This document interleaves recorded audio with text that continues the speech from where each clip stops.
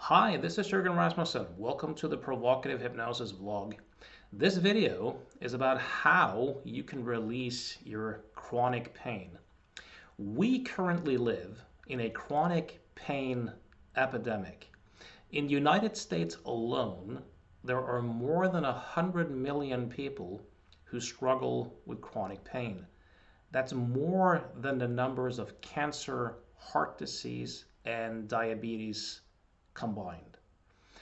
Tragically, this chronic pain epidemic is due to faulty, flawed beliefs about what chronic pain is.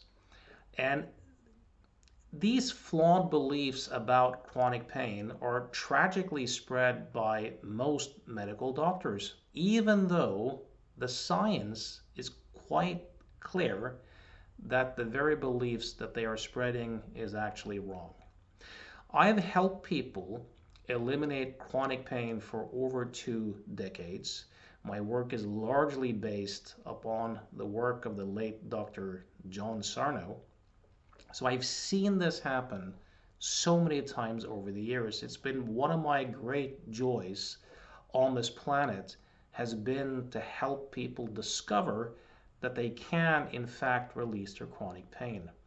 On the flip side, one of my great sorrows is to live in a society where I see so many people struggle unnecessarily with chronic pain, whether that be migraine headaches, chronic back pain, fibromyalgia, arthritic pain, IBS. The list goes on and on and on. And if you look at, again, in the United States, as an example, the opioid crisis, that's also largely due and driven by not only greed by the pharmaceutical companies, but by very flawed understandings of how chronic pain actually emerges and what it is. So here's the thing. There's a difference between acute pain and chronic pain. So when we talk about chronic pain, we usually talk about pain that has lasted a few months. And if you do fMRIs of someone's brain, you can see that acute pain and chronic pain actually looks very different. You can see in the brain whether someone's struggling from acute pain or chronic pain.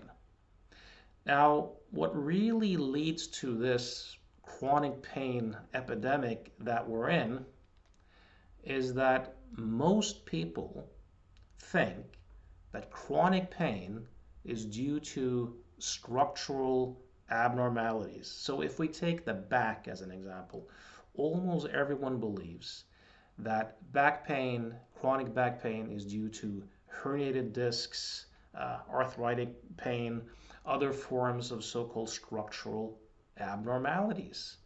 And therefore they think that the way out of pain or to manage it is mostly through drugs, surgery, or exercise. All of this is wrong. Here's the tricky part. Here's what we know today from science. Chronic pain is generated by the brain.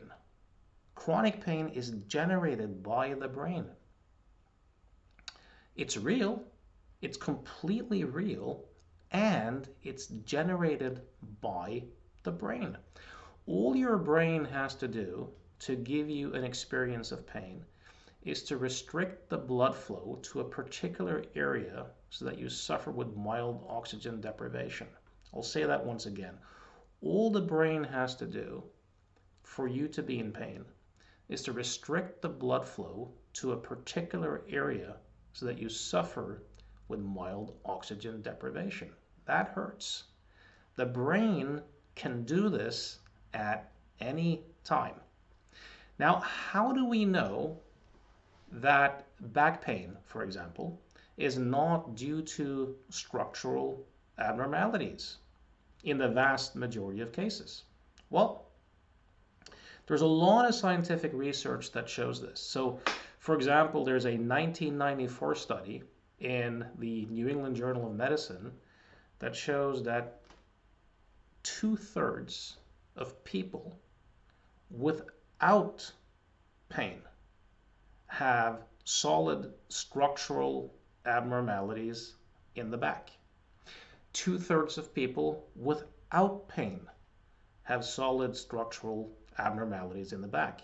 You know, anyone age 20 and above is going to have some sort of structural abnormalities in the back. This is just a function of aging. It's not what produces pain. So if you take images of someone's back and you give them to a back doctor, if you take away cancer, infections, and broken bones, those images have zero, I'll repeat, zero predictive value in telling you anything at all about who's in pain and who's not. There are a large number of people who have backs that look like war zones, who have zero pain. And then you have other people who have just a little bit of pain and they're basically invalids. And then you have a lot of people who have pain in the wrong place. They may have something going on in one particular place, but their pain is somewhere else. There's no logical connection between the pain and where the pain is occurring.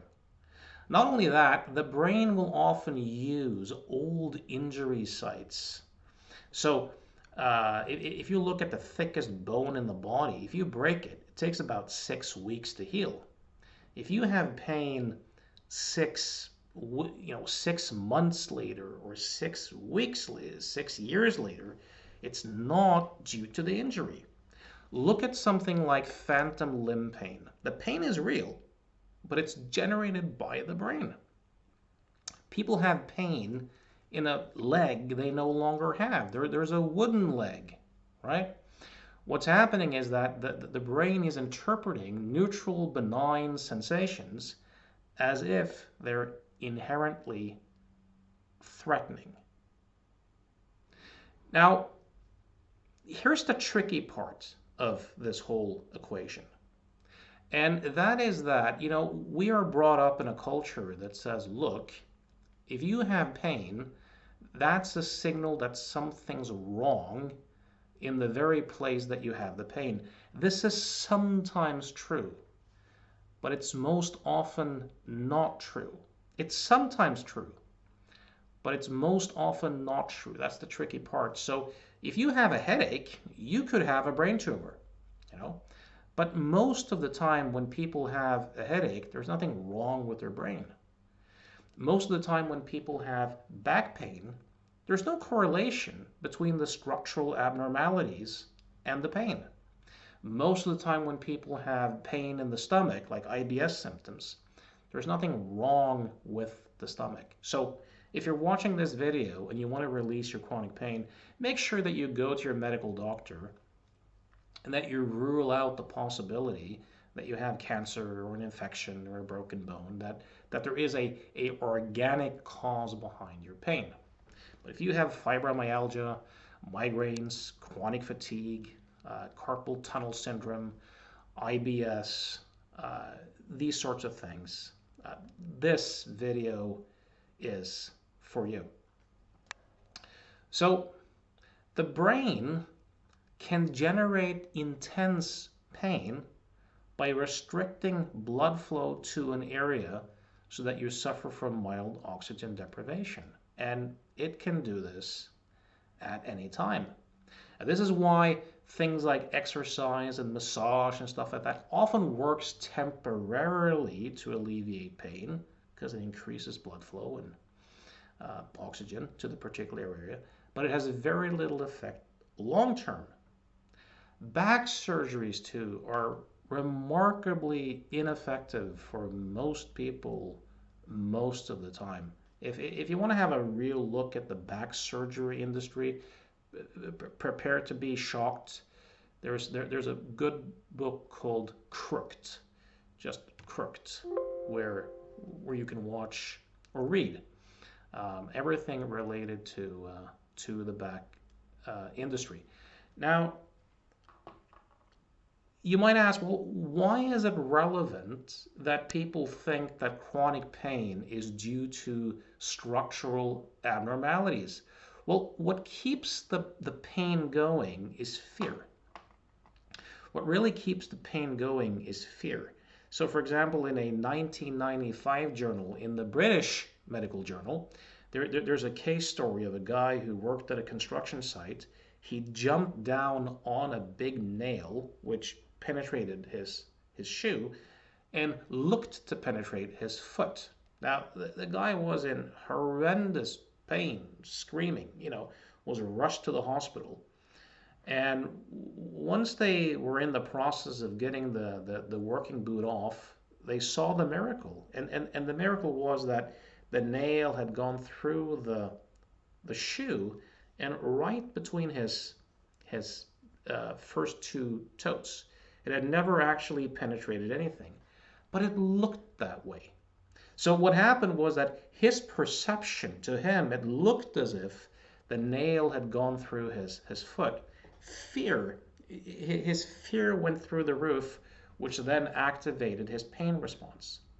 If you look at phantom limb pain, for example, the brain, as I said previously, is interpreting neutral body sensations as if there is an inherent threat there. It's that perception of threat, the fear, that keeps the fear-pain loop going.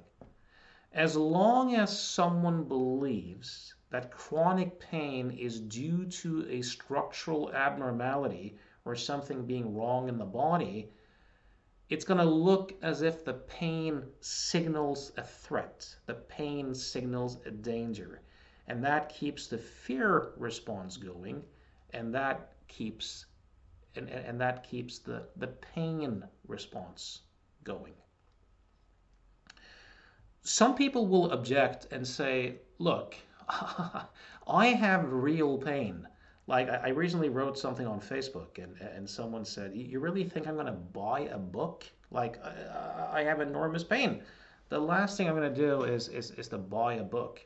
It sounds preposterous for a lot of people, because when a lot of people hear that something's generated by the brain or psychosomatic, what they hear, given that we're brought up in a culture with a huge mind-body split, where it looks like psychological and physical are two very different things. This is wrong, by the way, but this is how most medical doctors and how most people think.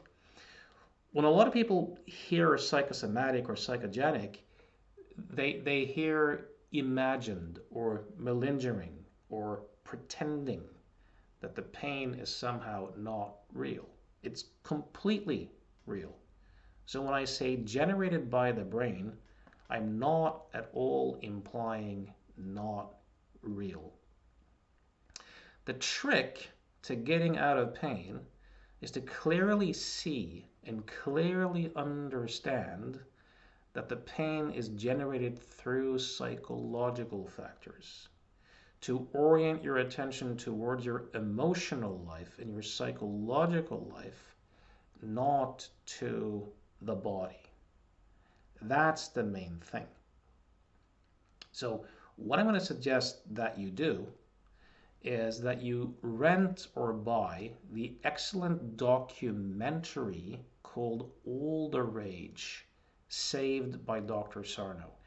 It's a very well done documentary on the most important pioneer when it comes to pain.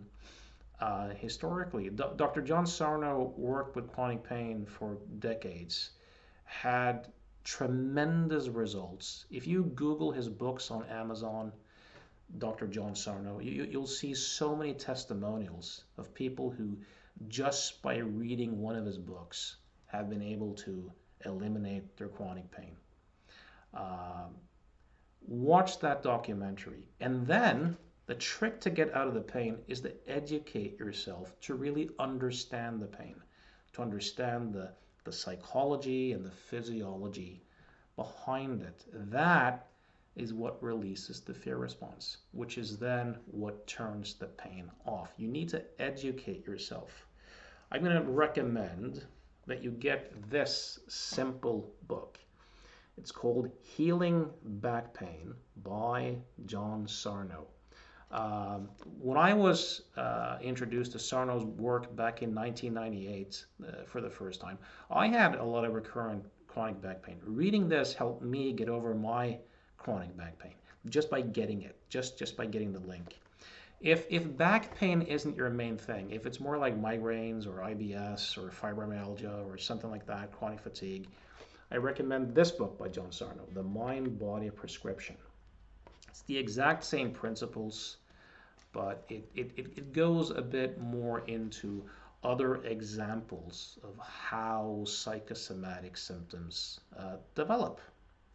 You know, educate yourself about the pain and educate yourself about the psychology. So pain, chronic pain, very often serves to function as a distractor from our emotional life. So the brain kind of chooses to do pain instead of having certain unthinkable thoughts or certain feelings that it has deemed threatening in some way. So the whole trick is to continuously orient your attention back towards your emotional life. When you read the books too, you'll probably recognize yourself psychologically, because you'll see that there's two typical patterns of thinking and feeling and behaving that are very correlated with chronic pain.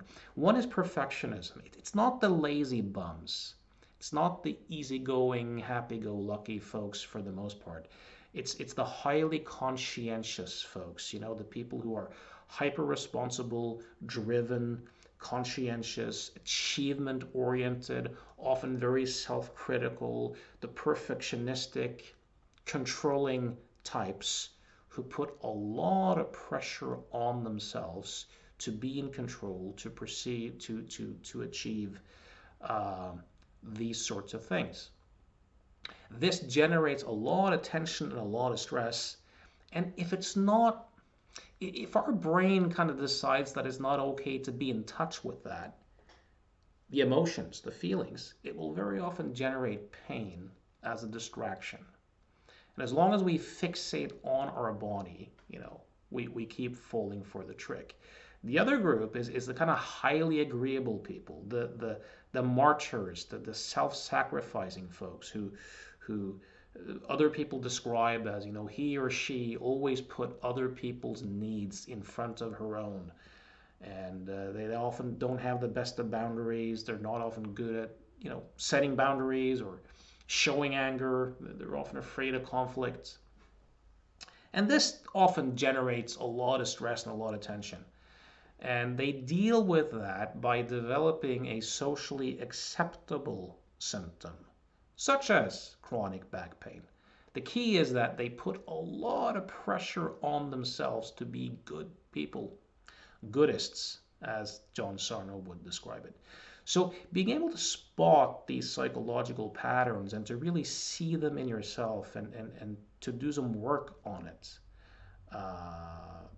is really the place to go. And then finally, to begin to act against the pain. Because the more you live as if you're an invalid, the more you baby your body or baby your pain, the more scared you'll be, the more pain sensitive you'll be. So to really begin to expose the pain, to really begin to act against the pain is often very important to get out of fight or flight.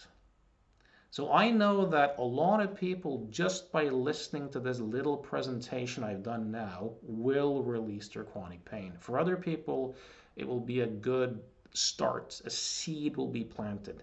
Take this presentation I just did, listen to it again, get the two John Sarno books I recommended, watch the documentary, All the Rage, and give it a few weeks. Give it a few weeks and please do report back to me wherever you watch this video what the results of that was. Now, you have to open yourself, though, to the message. You have to be able to hear it. You have to surrender to it. You have to be able to persuade yourself that your pain is generated by the brain. And you do that by educating yourself on the topic. If that isn't enough, there are quite a few people who need to do some psychological work to get over their pain. Find someone, an experienced coach or therapist that knows how to work with chronic pain, that knows how to troubleshoot. I happen to be one. I have a lot of experience with this. You can go to my website, provocativehypnosis.com, send me an email if you're interested in doing one-on-one sessions. You can also see some client testimonials there. There are other people too who are very skilled at doing this. If you watch the TMS Wall of Victory, you can find other people too who are quite skilled at doing this sort of work. But it has to be someone who really understands that the pain is generated in a psychosomatic way. So I hope this was useful to you. If you have chronic pain, I challenge you to take up this particular challenge. It's my way of contributing something for free. So thanks for listening and good luck.